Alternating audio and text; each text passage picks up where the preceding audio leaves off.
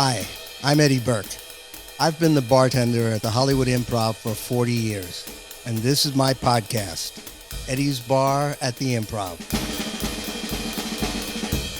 Hey guys, this is Eddie Burke, and this is Eddie's Bar at the Improv podcast, Pandemic Edition. And Pandemic Edition because the bar is my little 2x4 office, and my improv sign is right there. Can you see that? I see it. All right. And today, my very special guest is an old friend of mine, Barry Craig Minefield, known as Hollywood singing chef. Yeah. The chef for 10 years at the Hollywood Improv. Yeah. And let's just go right into this shit, Barry. First of all, what got you into cooking? Let's go to that first. Well, I started cooking back in Indiana when my brother happened to take a class at the Ivy Tech school. Was it Tracy? Yeah. Yeah. Mm-hmm. He was the doorman at the Improv, by the way. I remember Tracy very well. Sure yes. do. So he took this class. He got 3 extra credits so we could graduate high school early. So I was like, well, hell, I might as well do that. So I did it, but I fell in love with the cooking. And so I entered into these contests. I won the city, then I won the state, then I went to the nationals in Atlanta and came in fourth. Yeah. So it started all there, from trying to get out of high school early. Listen, I think we all did. I wish I would have had that out. What brought you to LA? Tracy. My brother, because he moved out here. He was in the Army, and the Army stayed with my aunt and my cousin, and he just, bragged how beautiful it was out here and all that stuff. And I said, "Oh well, hell, I might as well move out there too." So I moved out here, and I lived with my brother Tracy. He lived right around the corner from the Improv. Like I could walk there. And so, how did you get to work there? I'll tell you, I was. I was hoping you would. Yeah. David Aubrey, the other bartender. Sure. I used to come there after, because when I first moved to LA, I started working at USC, Delta Fraternity, and that's that's the fraternity. Now I remember that. Mm-hmm. Yeah, Will Ferrell and all those guys, because they all came to my birthday parties there at the Improv. Right. So one day I came. I used to come there for happy hour, and one day I came in and heard the screaming. Mark and the chef were going off on each other, and Mark's going up the steps, coming down the steps, going up the steps, and he fired the guy. So then David goes, "Hey, Mark, Barry's a chef," and he hired me on the spot. I mean, that's basically how I got the job. Wow, nothing wrong with that. It's sort of like, okay, you're here. Yeah. Get in the kitchen, put your apron on, and let's do it. Yeah. So, and you stayed there. You were the chef there for like 10 years. And during that 10 years, I mean, you served and you met and became friends with a whole lot of very famous people. Oh, yeah, absolutely. And it's along with, I don't know, you had Roseanne Barr, you had Tom, you had Jay Leno, who you, to this day, and I imagine most of the people you are still friendly with. Oh, absolutely. And George Wallace and Seinfeld. And, right. Yeah, and you did a lot of private cooking for these people. Yeah. Actually, I catered Seinfeld show. I catered the Roseanne show. I did In Living Color. Oh, yeah. Did some in Living Color. Yeah. That's great. So, you also, to sort of divert a little bit, you also helped start karaoke at the Improv. Yeah, actually, we were one of the test markets from Japan to California, and we were one of the test markets because there was a bar down the street. I can't remember the name of it, but it was on Melrose, but it was down toward Robertson. I used to go there all the time, and they had it too. So I says, well, hell, we got to get that in, the Improv. Right. So I got it in, right when it was fresh and right when it first started. So it was, that was something else. That really was because, the fact that, number one, and we'll get into this later, I discovered your singing, and which was phenomenal. And actually, This is one story I haven't told. You saved my singing life. I actually tried to do a karaoke one day, and I think I was sitting at the round table. The machine was like up against the back wall there or something, or there, and I forget what song I'm singing, but I was just terrible. And like you just kind of like took a deep breath and slid over and started singing with me, which is like drowned me out. And that was the smartest thing anybody could ever do, was drown me out when I tried to sing, because this is like this is a dead bird. Oh, that when it comes to singing. That was a fun thing. I mean, we had a lot of, celebrities, a lot of comics even Rodney Dangerfield even got up and did some singing and stuff. Yeah. And Roseanne actually, she sang the night before she went to do that national anthem. National anthem in San Diego. Yeah, she was rehearsing there at the Improv. How many, what celebrities do you remember doing the karaoke? Because I know it became really professional. I remember Rodney, I remember Roseanne, I remember Roger Rabbit, what was his name? Charlie Fleischer. Mm-hmm. Definitely. John Marrera. Yeah, there's a lot of them. Tia Carrera and Adam Sandler, David Spade, all of them. They all, right. It was, I think it got so professional, it kind of scared people away. People that couldn't sing. It was like all of a sudden every night. I mean, there were, if there wasn't Tia Carrera, there was, like you said, I don't know, Adam doing his thing, Sandler. But and who else came in and sang for the first time is Lisa Marie Presley. She came in when she first started wanting to sing. She came in and sat down. She was with her first husband. I can't remember his name, but they came in and get up. She was like really timid, really shy. And I says, come on, just get in there and do it. And she got in there and started singing. From there on, Mm-hmm. It's crazy. A lot of people did that from there. Yeah, it really was, because I can just remember, I mean, you had people watching, just like Sam Shepard, who was in there quite a bit. Oh, yeah. And watching. And, he lived out here. I didn't even know that. In Palm Springs? Yeah, he had a place out here because at his club that I worked at, he and his wife were dancing, and it was so funny because my dad goes, because he was dancing and his wife was moving around and she didn't have any underwear on. He seemed like dad's going. Did you get pictures? Oh yeah, I actually do have pictures. I didn't take them. My dad took them. Yeah, sure. That's okay, Barry. It's okay. Yeah. Nobody's going to watch this anyway, so it doesn't matter. It's like I've only got 3 listeners, and it's me, you, and Mike. So that's about it. But yeah, he came in quite a bit, Sam, because I think he came in to see Loretta, and he was always in there to see. We have a visitor. That's my dad. Oh, hey there, Dad. Hello. I think we've met. Yeah, you met my father. You met my mother too. I did. Yes, quite a long time ago. How you doing? How you doing? Pretty good. Oh, that's Pretty right. good. You can't hear me. Good. You can't hear because I got the earbuds on. Right, the earbuds on. Well, tell him it's good to see him, and he looks great. He says, good to see you, and you look great. Thank you. Okay.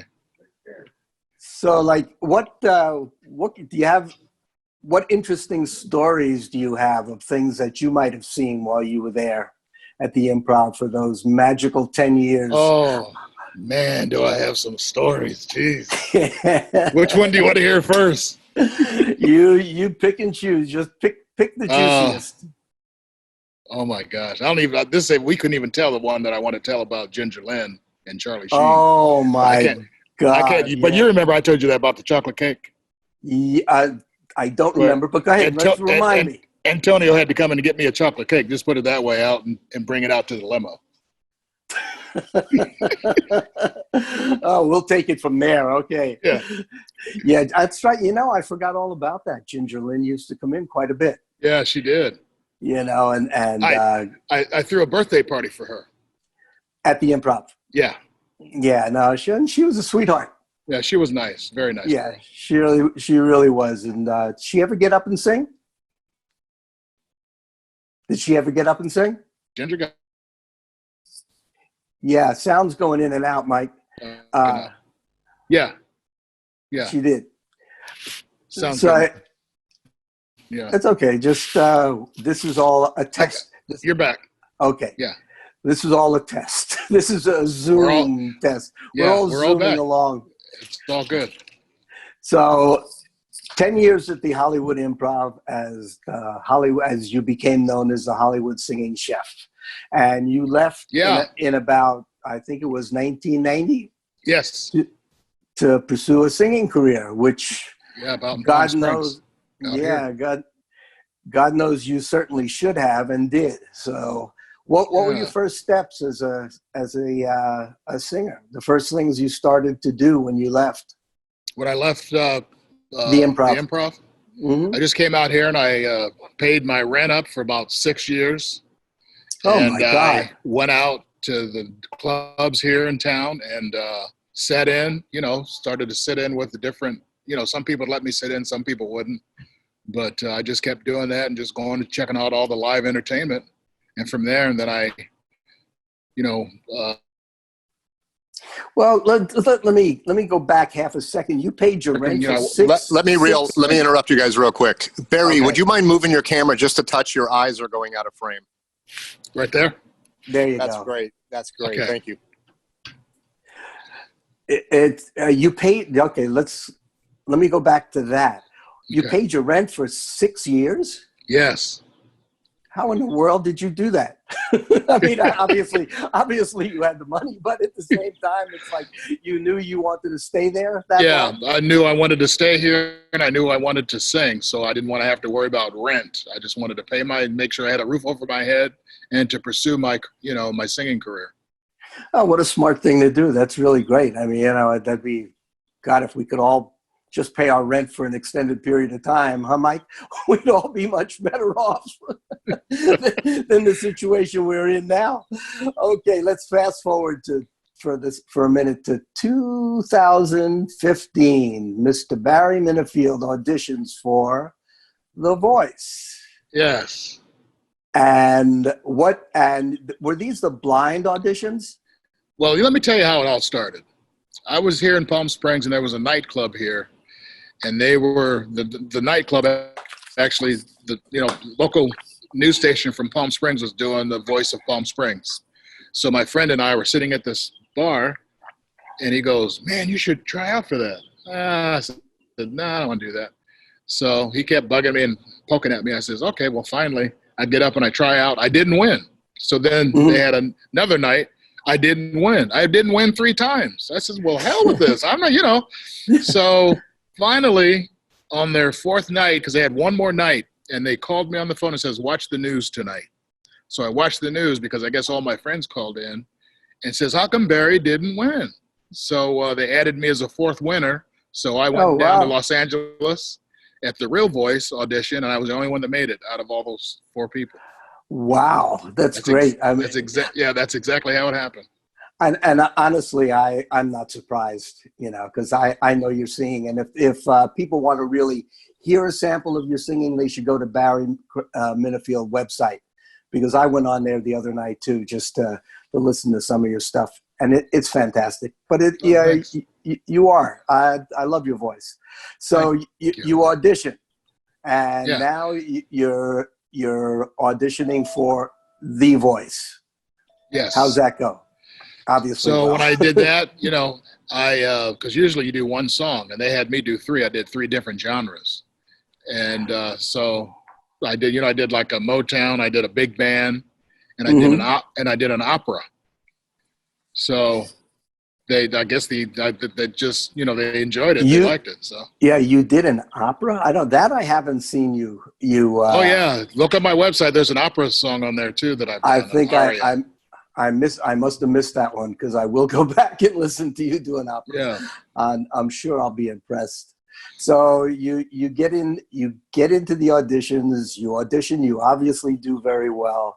And how long does it take in that process to get? It's a year. It's a year of your time. You have to be available for a whole year. You go in and you do the taping. They do the taping, and then if you make it to the live shows, you continue on. I missed it by 1. I didn't go to the live shows, but I was there all the way through the knockout rounds.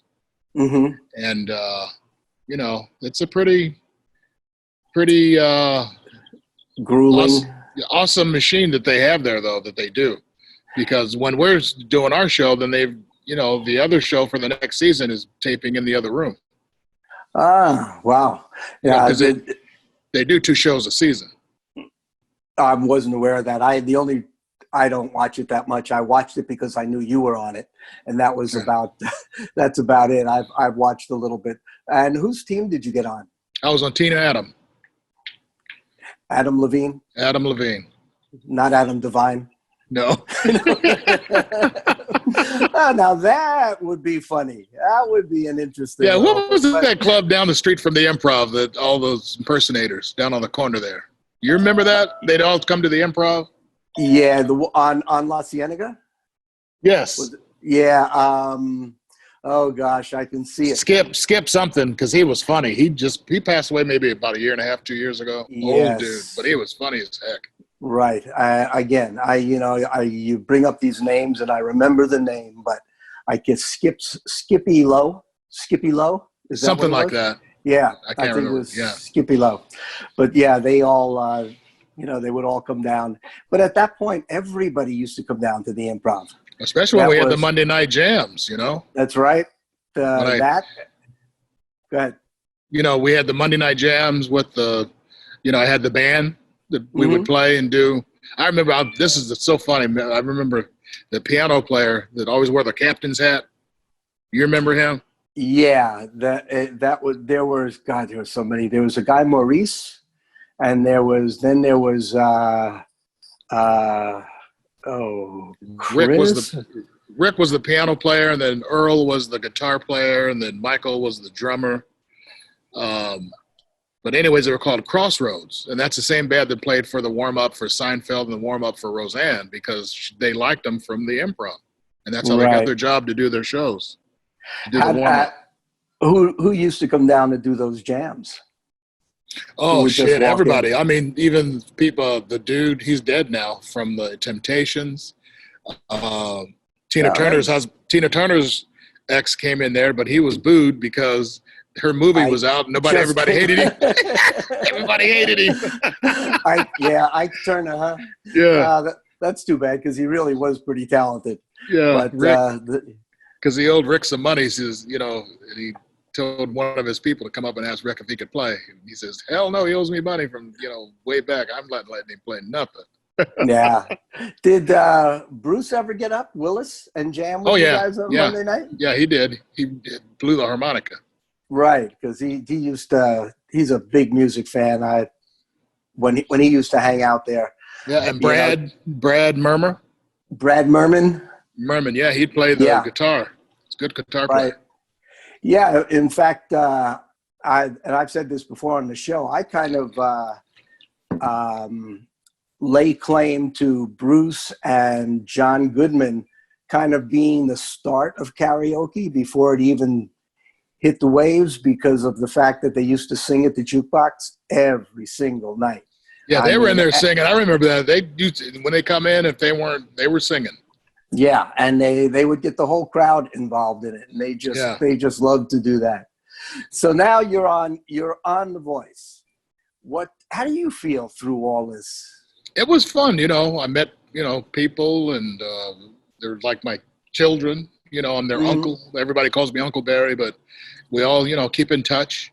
It's so funny because Megan Lindsay, she was the runner-up on my season, and she just came out today with a song with some rapper. I can't remember the rapper's name, but it's pretty good.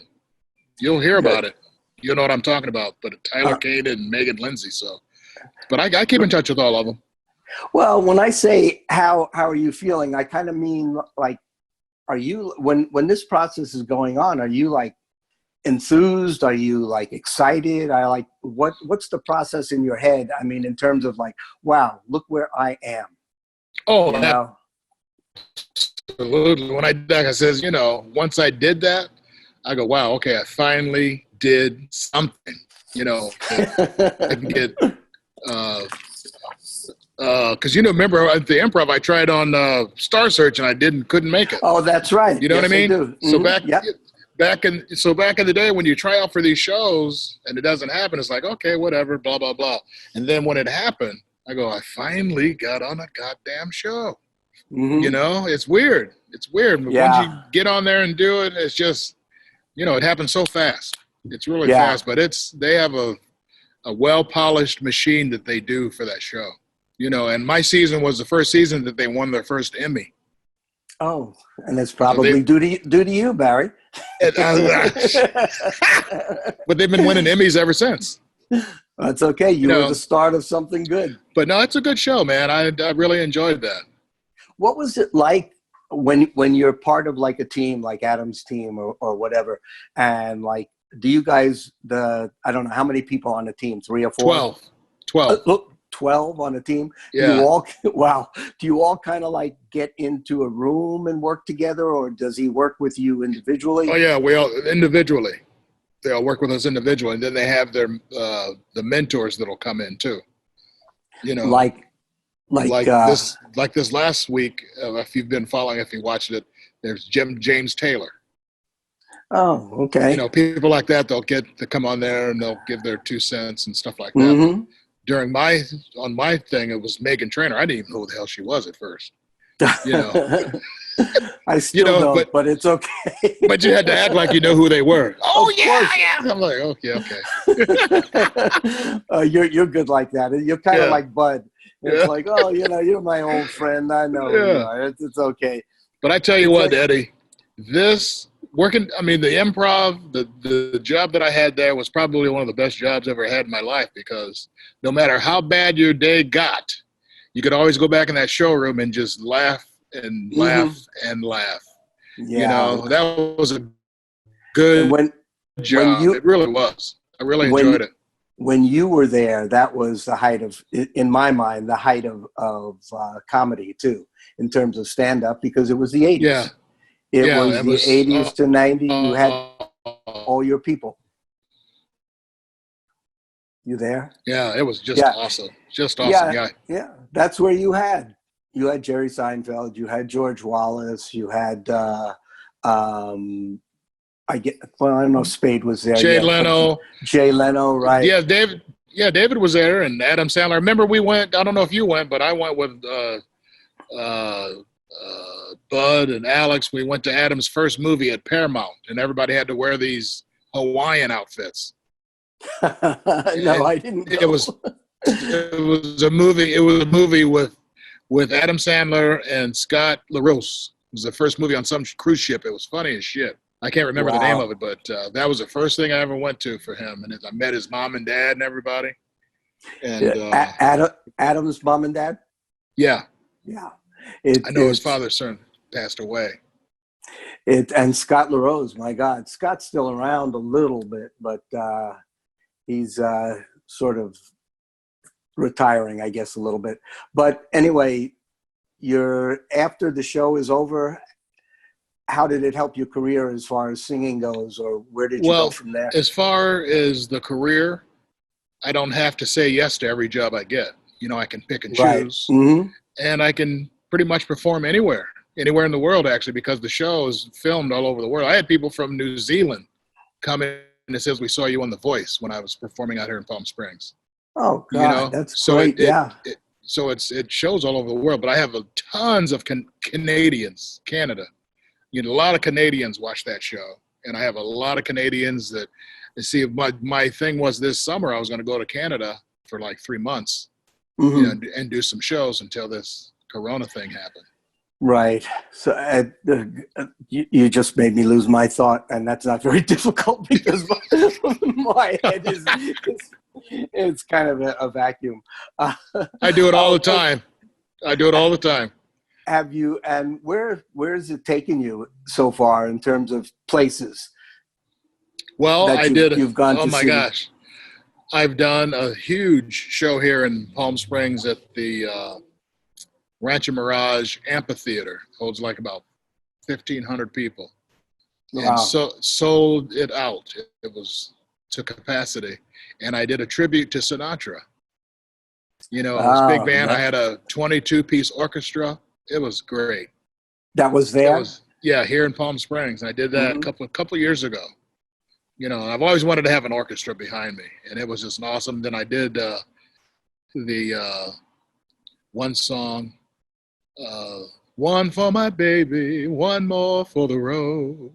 Mhm. Remember that? Yeah, So I sure do. I had a bartender, my best friend, come out of the audience, came up on stage, had the bar set up and everything. He mixed me a drink when I was singing that song, and brought it to me on the piano. I'll send you that video. It's pretty cool. Yeah, that's classic. I'd love to see that. Well, Yeah. where else around the world have you gone around? Have you been out of the country? No, I And, haven't been out of the country yet. Like I said, I was going to go out this year, but Mhm. I was going to go to England too this year. But Okay. with all this stuff going on now, I'm just yeah. I'm gonna Yeah, stay. right. Yeah, we'll see what happens. The this is kind of maybe a silly question, but do you miss cooking? I realize that I miss cooking now because I'm cooking every single day. You know, my father and with my dad being out here, and I'm glad he's out here because I would go crazy if he was in Indiana and I'm here. You know, because I lost my mother 3 years ago, so he's Right. by himself now. But you know, every year I've been flying him out here on my birthday. He's my birthday present every year. Ah, good for You you. know, so he Mhm. comes out in January. But since this thing happened, I'm just glad he was here. You Yeah. know, and he's fighting cancer right now, but he's on the mend. You know, the numbers are looking good now. He's on the mend, so he's doing good. Good. You know, he's 82 years old now. God, getting up there. He's almost He, as old as me. yeah, he's still kicking. Yeah. No, that's really good. It give me, I don't know, give me, what are your best memories of your job at the Improv, of when you were working at the Improv? I remember, first of all, I remember your food, and I loved your food. Yeah, You one of my best memories was when I did Milton Berle's 82nd birthday party. When all the stars from everywhere there was anybody and everybody was there at his birthday. And then that's right.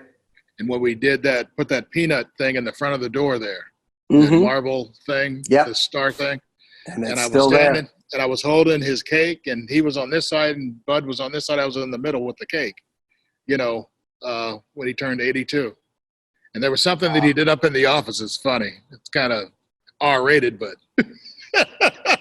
but it was pretty funny for, you know, an 82-year-old acting like that. To pull out his thing? Yeah, he did.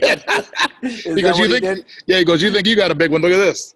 Yeah, I know that was his reputation, from what I heard. Yeah. But an interesting thing about him is that you know, in a very distant way, he could have been my father. Oh yeah. He asked my mother out on a date, and my mother was a dancer in some, I think the club was called the Old Romanian in on the Lower East Side in New York. Mm-hmm. And my mother was a dancer with her sister. They were called the Barson Sisters. And my father was a singer, and she was already dating him. And Milton Berle comes in one night, I guess, and just asks her out after whatever.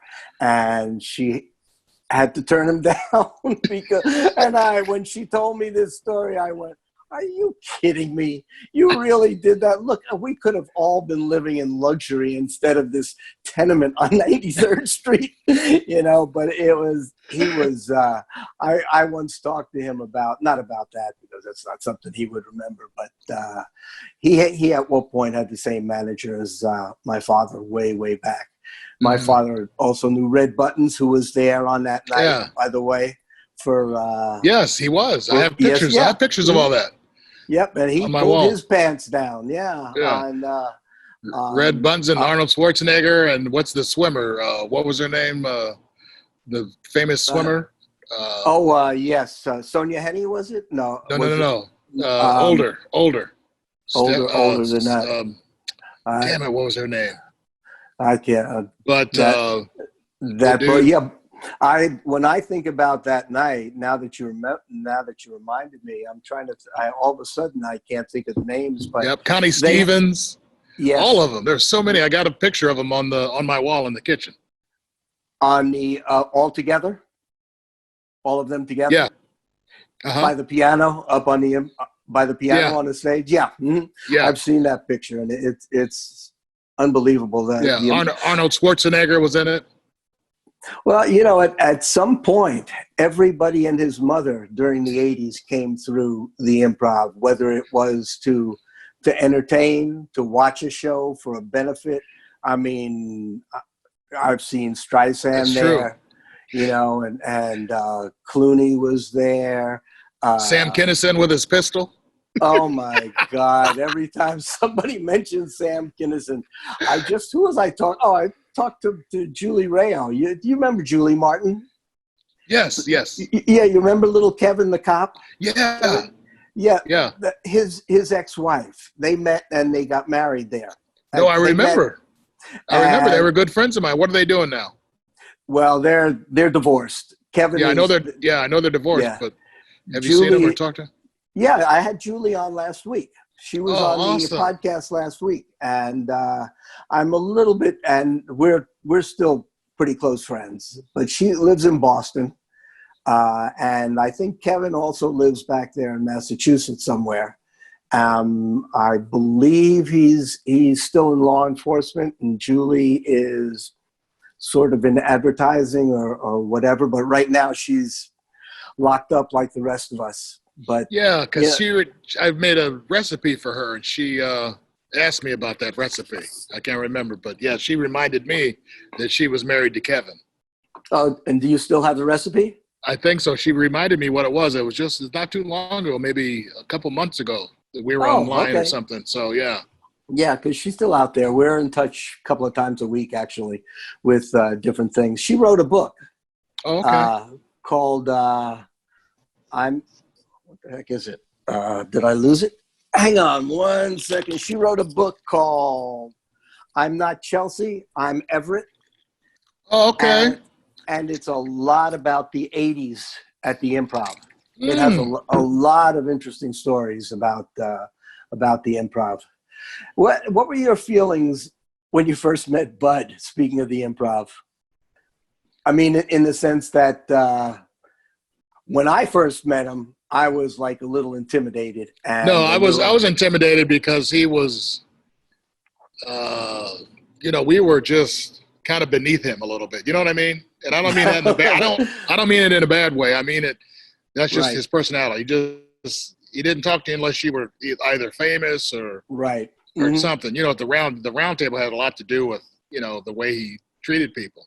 Right. But after I found out, working there for a while and knowing him and knowing his personality, that I knew what it was all about. It was all about show business. That's right. And he was the first one to admit to you that, like, if a celebrity walked in the door and he was talking to you, he may not even say a word and just walk away and go over to that celebrity. Absolutely. That was Bud, and that was the way he ran the show. And it was his show, He started the whole thing the way it is. Because I used to maybe hi chef, how are you? How are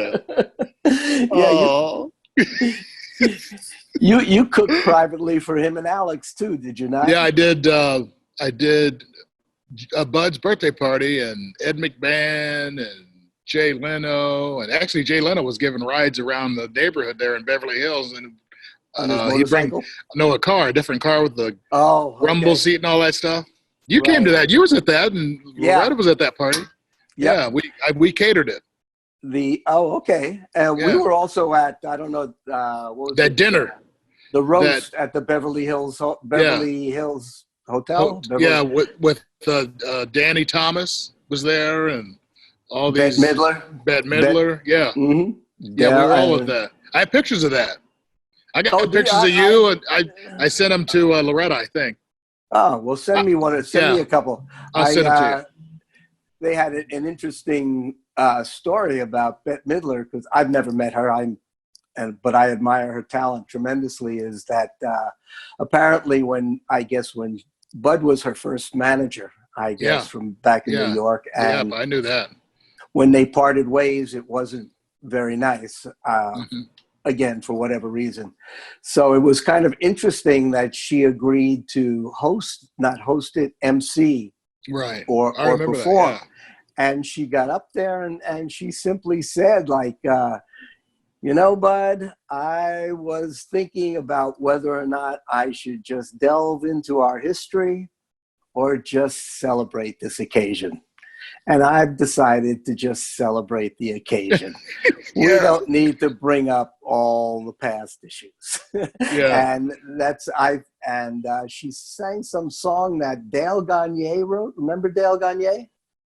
He was a comedian, played the piano, and anyway, that put a lot of her feelings into the song. But it was a great night, and she was a good sport, as was. But that was another like a who's who of Hollywood at that party. You know, you said Danny Thomas, Bette Midler. I mean, I can't even remember. Harvey Korman. Oh, all of them. He used to come to the club all the time too. All of them. Mm-hmm. There's not one. Like I said before, there's not one person in Hollywood back then in the day that did not come in. What's his name? David, and I don't remember this. Dave Aubrey, who used to be a bartender there too, used to tell me that Brad Pitt used to come in during happy hour before he became Brad Pitt. Oh, I didn't know that. Yeah, I didn't know that either. But I believe Dave told me that story. And remember we used to have to walk Chris, what's his name, home? He lived around the corner there from the, the actor, Chris something. Chris. He used to sit on the end at the bar. And Christopher Lloyd, yeah. Yeah. Oh, my God. Oh, I know, yeah. He'd get shit-faced. And what was the guy with the big eyes? Mario Ricuzzo. Is he still alive? Barely. He's supposed to have. Unfortunately, he's very sick, and he's supposed to have passed away. The doctor gave him 3 months to live about 8 or 9 months ago, but he's still alive and kicking, and good for him. Good for him. Yeah, he was good friends with the guy that shot that lady, his wife. The killer, Robert Blake. Yeah, Robert Blake, the killer. Oh, I'm sorry. I guess that was the wrong term. Yeah, I had. Oh boy, the killer. Let's say, I had Mario on. What was it, last year sometime? He came in and did the podcast. Mike and I think it was Labor Day, huh, Mike? That I think we did it on it was a holiday that Mario was available, but he's still alive and kicking. And most people are. Unfortunately, life's a cycle, and we all kick it at some point. Hopefully, we'll all last a long time. But Eddie, I forgot that we didn't talk about the Santa Monica Improv, that I was running the restaurant there too. Oh, well, go ahead. Talk about it. And Loretta left the Hollywood Improv, and she went over there. Right. And so I was running the Hollywood Improv and the Santa Monica Improv. And then we built that, what do you call it, upstairs? The Della Reese. Oh, the like a disco? No, it wasn't a disco. It was theater, some type of theater that we had. Oh, you mean at the Hollywood Improv? No. The Santa Monica Improv. Upstairs, they built. Damn it. And she was the first one that did the show. And I remember one night Prince came in, and he sat there for an hour. And then he got up and went downstairs on the 3rd floor where we had the show downstairs in the basement, and sat next to this girl, talked to her for a few minutes, and took her outside and up and down to his to his limo, and he got the hell out of there. Now I honestly am not that familiar with the goings on there in Santa Monica, because obviously I wasn't there. But I know that Loretta left the Improv to go be the GM at Santa Monica, and she took Barbara with her. as a bartender, and that was one of the most ambitious sized clubs I have ever seen. Oh, it was huge. It had 3 floors. It had the cabaret room. That's what I was thinking. Cabaret room. Okay. It had like a 450 seat comedy club on the bottom. It had the bar in the middle, and it had that dance floor or cabaret or whatever. Cabaret room upstairs. Yeah, and it just unfortunately just never really took off because of the location. I guess it was a little bit off the promenade, and it's where the old Tony Roma's used to be. Right next door was next door to Tony Roma's. But after they had after they had the earthquake, I guess I was gone by then. I just came out here, 1990. So they had the earthquake, and they had to condemn it. Yeah, it was unstable. I don't think that hurt anybody. I mean, but everybody came in there too. You know, the Kennedy, the kid with the cancer in the leg, had the leg cut off. He came into there singing karaoke. I mean, oh my gosh, a lot of people came in there too. Well, when you talk about Prince and Della Reese and what other singers, Nancy Wilson, Shaka Khan. Oh my God, Bette Midler, Cher. In Santa Monica. Yes. Wow. I remember we did a benefit show for Kenny Sasha, and he was an impersonator, and he did Cher and he did Bette Midler like nobody's business. So he was dying of AIDS. So we had a thing, and we raised like $250,000 for him at the Santa Monica Improv. And Cher came in, and Bette Midler came in. Actually, I had to go meet Bette and bring her to the place because she didn't know where the hell she was. So I walked down and I got her and I brought her in. Oh, that's great. And then Cher had some new boobies, and she took a picture with me and showing her new boobies. You had to see the nipples and everything. Yeah, I'm sure she was a character, and I do remember seeing her at the Hollywood Improv. Yep, and Mickey Rooney. Yeah, he loved Loretta. Loretta. Mickey Rooney came in there. Oh yeah. Man, it was wow. That was a good part of my life. Was when I worked at the Improv. Those were the days. Like I said, they're not something that'll be repeated.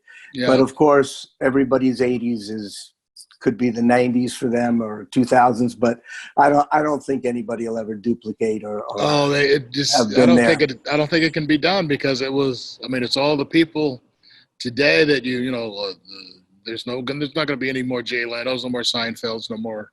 No, Robin Williams. I mean, it's a whole different ball game. Yeah, there's with social media and everything else. There's just not the process or. Do you remember? I got to tell you this story. I know you remember this. I remember telling you this story about Ellen DeGeneres. Did I ever tell you that story? I'm not sure. Good. When I was doing lunch. I came in and started doing lunches, and we were doing lunches, and I was doing sandwiches to take around to the businesses at the Improv.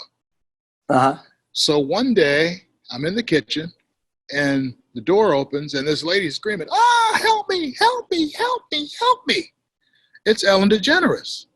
So Mark's coming down the steps. I'm coming out of the kitchen at the same time. Ellen DeGeneres, she goes, well, this girl, somebody's chasing me, blah, blah, blah. So Mark and I run out. We see the girl. We chase her up onto Santa Monica. I'm chasing her. Mark's chasing her. And then the girl's on the phone saying, these black guys chasing me, blah, blah, blah. So if the cops come, they're going to fucking shoot my black ass. I'm like, hell the fuck to the no. So I said, and Mark told the cops, he goes, no. He's cool. There ain't nothing wrong with him. And finally the lady got caught. And she actually did 10 years in prison. Are you kidding? She actually did 10 years in prison. She was stalking her. And she always told me, she goes, if there's anything I can ever do for you, let me know. Wow. And after I was on The Voice, I had my people call her people. She didn't know who the hell I was. Oh, that's hilarious. Hey, if there's ever anything I can do for you, who are you? Oh, that's beautiful. I remember one time when I was at the Improv, I was coming out, and that's when she was dating Anne Heche. And I walked, and she was talking to Bud, and Anne was standing next to her. I go, Ellen, do you remember me? She goes, no. I go, just like that, no. Oh, God. Don't feel too bad. When she came in In fact, it was when she was with Anne Heche. It might have been the same night. Who knows? She says to me, "My God, you're still here?" You know, Oh, I think that was the same night. yeah. It was like, okay. Most celebrities that I've come in contact with, and that's a lot of these comics that have come up and started from nothing that I've known and become famous and all. 90% of them are really good people. But Yeah. it's, you know, there are a few, it's like life. There are some people that just aren't nice. It's got nothing to do with the fact that they're comedians or actors or whatever. You know, a certain amount of people you don't like. Yeah, they're just not nice people, period. Yeah, right. So the fact that they're a celebrity makes it a little bit more profound and it sticks out a little bit more. But, and again, at times you do have to look at it from their side too. And that is that everybody and his mother that comes in contact with them has to talk to them, take a picture, have a story. Why aren't you talking to me? Well, maybe because I'm in the middle of my fucking dinner, you know. It's like at a restaurant. Yeah, no, I understand. I mean, after me being on The Voice, I mean, that's little teeny, like a grain of sand compared to these big, you know.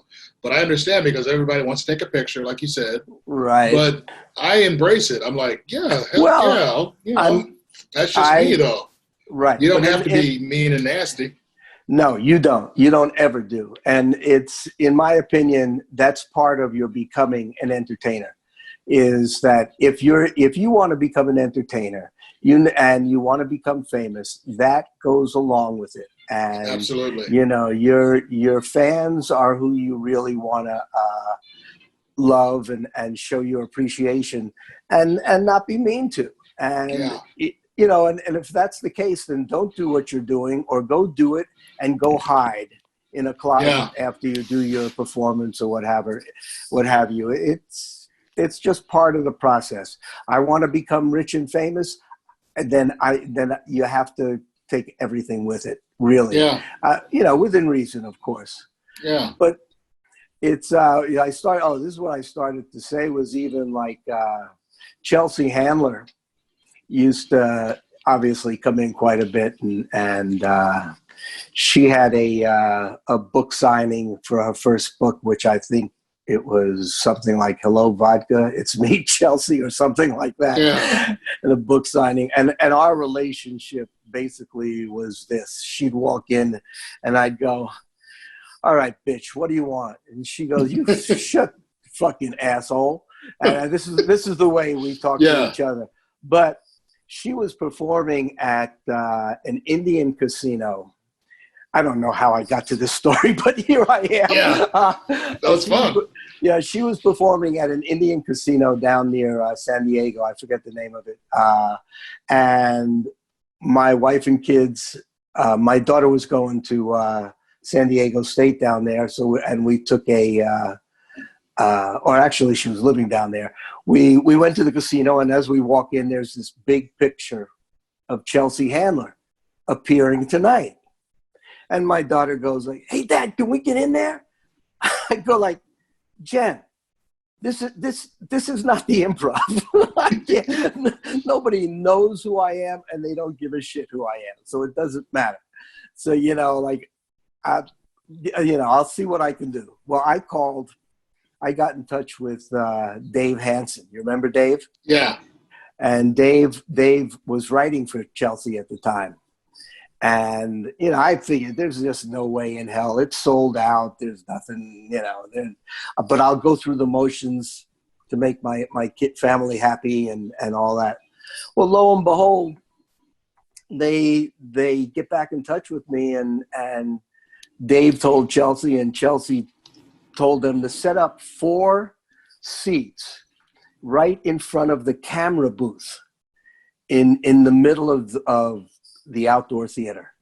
And it was just phenomenal, you know. And I mean, my kids were like, "Wow, Dad, you know, this is not even the Improv, and look at us." But, you know, again, my point is that, you know, there are people that go out of their way for you because they can, and at other times, it may not be possible. You're absolutely right. And I'll give you a story. Since you told that story, I'll tell you a story.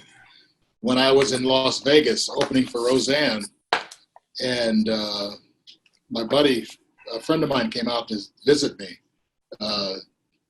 in Las Vegas when I was doing that.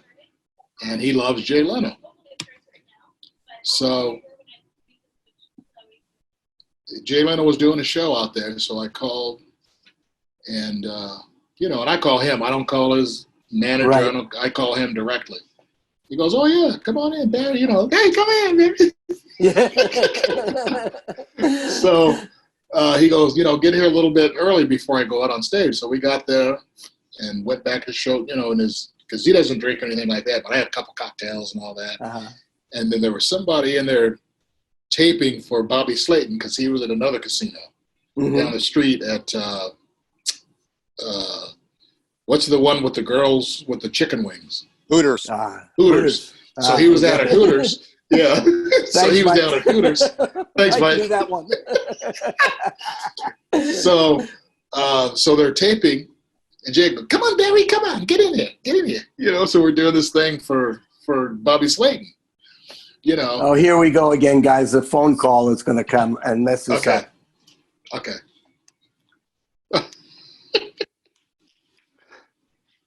Eddie. I got some great stories, though. God damn it. They're great. I'm good friends with Slayton. Oh, I haven't seen Bobby in so long. Last time I saw Bobby was when I was in Jay Leno's dressing room when we did that tape for him. Wow. Yeah. Okay, we should have Eddie back any second. Are we back? Yeah. Yep. Okay, we're back. But you're sideways. There you go. Yeah, I'm there. Yeah. We go. Okay. There you go. Ah. Oh, Yeah. now I can actually just see you, Barry. Now I'll get us all up there. God, this has been a clusterfuck because of me, and I didn't realize when you get phone calls, and this guy's going to call back again. But you can turn your phone off. No, I didn't know. Yes, you put on your phone "Don't Disturb" when you're doing something like this, where it'll go directly to your voicemail. voicemail. Yeah, well, too late now. I've screwed that up pretty Do you well. have an iPhone? Yeah. Mm-hmm. Oh hell yeah! No, you Yeah, just put on do not disturb, and it'll go directly to your voicemail. Well, I'll know that for next time. But this is my cousin is calling to check in to make sure that we're both live at our ripe old age of 39. But but what were we saying? This whole thing with Jay. That's what you were talking about. The thing with Yeah. So my buddy came out. I was opening for Roseanne, and I was opening for George Wallace, and Jay happened to be there. So he went, and I called Jay. He goes, "Oh yeah, come on in." So went to his dressing room before he came out on stage, and then we had great seats right there in the middle, and he had a shout out for me. The whole audience, in front of the whole audience, had a shout out. "Hey, I want to introduce you to my friend. He's opening for Roseanne. Go see Roseanne. Blah blah blah. Da da da da." And my friend thought, "Damn, he does all that for you." Yeah, He's my buddy. It's and it's he's it was one awesome. of. I don't know Jay anywhere near like you know him, but he seems to me to be like one of the every man. I've used this term before with him. Oh, yeah, he's just awesome. Nice to everybody. I've told a story about him at the Improv one night. It was a jam-packed, I think it was a Saturday night. He's sitting at a table with Mark, and two people were like trying to figure out, said to me, like, can we buy him a drink? And I said, like, guys, he doesn't drink, and it's really kind of crazy. Anyway, when I got a second, I went over there. These people were from out of town. They were like Michigan or something like that. And I mean, they were already wetting their pants because they saw him. And I went over to Jay and Mark, and I said to Jay, Jay, I'm sorry to bother you, but those people over there are like from out of town. They've seen you. They want to buy you a drink. Or I told them you don't drink. Would you like a water or something like that?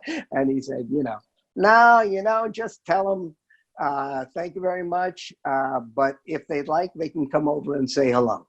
Yeah. And which I told them, and they did. And it was like, I'm sure those people remember that to this day.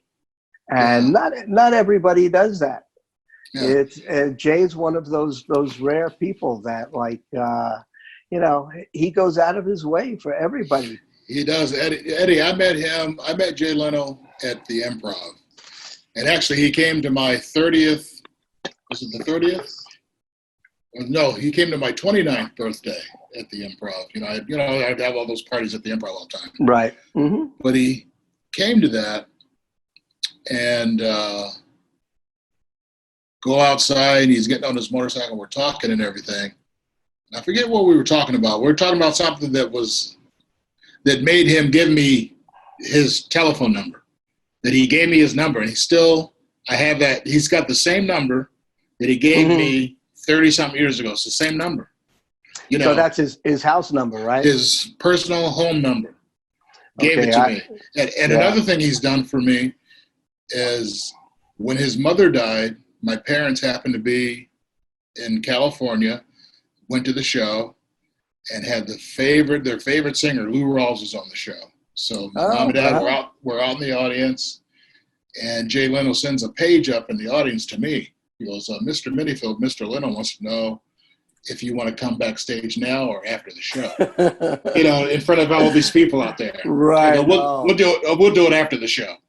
So after the show, I take my mom and dad back there, and we go into Lou Rawls' dressing room, and Jay Leno's there, and my mom and dad were just, holy crap. Yeah. And then as we were at the end of the night, we're walking in NBC out to the parking lot. And Jay Leno, back then they had albums, those big LPs. Right. So Lou Rawls had signed it to my mom. Mm-hmm. And Jay Leno gave it to my mother. She goes, here, Mom, this is for you, to my mom. Oh, wow. Oh, the Lou Rawls album. So and nice. I still have it to this day. And he's been calling my parents on their anniversary. Until my mother, so nice. Yeah, until my mother passed away 3 years ago, but he called them every year.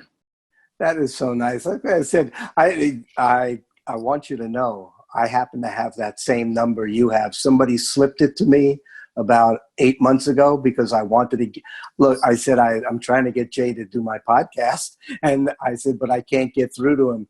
And so he said, I'm going to give you his home number. Oh, he'll do it. He'll definitely do it. Yeah, but anyway, they gave me his number, but I said, how do I explain calling him at home? How do I have his number? No, you just call him. Hey, Jay, this is Eddie from the Improv. I do a podcast, and that's all you need to do. Yeah. That's all you need to do. You don't need to beat around the bush. He says, hey, Jay, this is Eddie from the Improv. He'll know who you are. Trust me. Yeah. He'll know who you are. Tell him that, and says, I want you to do my podcast, and he will do it. Period. I guarantee you he will. I'm going to tell him you told me to say tell him I told you to say it. Yes, absolutely. I'm telling you. I won't. He's a good man. He's a good man. I know he is. And I know, I've known his wife since before he was married to Mavis. To Mavis, yeah. And she used to be a regular at the club and all. Quite a bit. Well, Barry, I want to thank you so much for doing this. Oh, yeah. This is great, Eddie. We can go on for 2 days. I know, we can.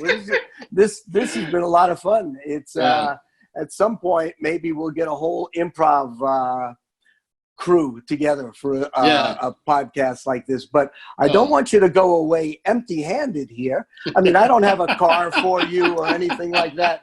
But, Barry, I'm going to send you one of my treasured T-shirts for Eddie's Bar at the Improv podcast. I love that, Eddie. I'll take your address off the air, and I will send you one as soon as I am allowed out of the house. All right, buddy. Now this is fun. I really enjoyed every minute of it, Eddie. Yeah, me too. Thanks a lot, Barry. And I enjoyed coming. I enjoyed coming to your 40th anniversary at the Improv. That was so thank awesome. You. I was flattered that you came. Thank you so much for coming. Absolutely. I was blown away by that night. Yeah, it was fun. All right, Barry. I will talk to you soon, brother. All right, Eddie. Thanks. Take care. Okay. All right, guys. Thank you. Until next time, when we have another pandemic episode of this, and hopefully I'll now know how to turn on the do not disturb sign on my phone so that I won't have any. Mike Carano, thank you very much. Hey, Mike, thanks, buddy. Thank you, Barry. That was great. Thank you. Without you, I'm sitting here looking at myself.